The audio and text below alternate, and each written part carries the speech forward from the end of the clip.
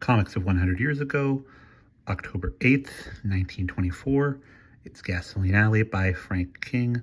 Walt talks to Phyllis, who is in a very fine top hat with feathers in it, very 1920s, while Skeezix is pulling something at the end of a rope in the background. Walt says, "Phyllis, Mr. Fidget doesn't want to split with Avery instead of me on that grub stake thing.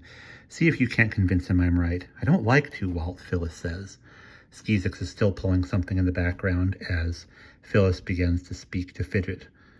She says, "But you know, Mr. Fidget, Walt would never be happy unless he stuck by his bargain. He's just that kind." "I'm just trying to keep him from making a fool of himself, miss," says Fidget.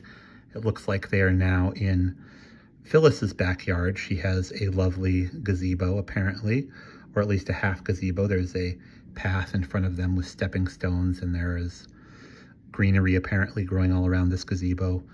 Phyllis says to Fidget, "That might be easy if it was almost anybody else, but you see, Walt is different. You'd better let him have his way." "Well, of course, you might be right, miss. I ain't saying you ain't."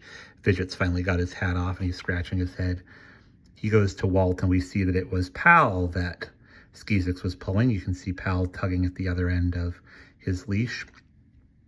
Fidget says, "I figure I need some new clothes, Walt. I look pretty tacky for a moneyed man." "Well, I guess Phyllis was successful, all right," Walt says.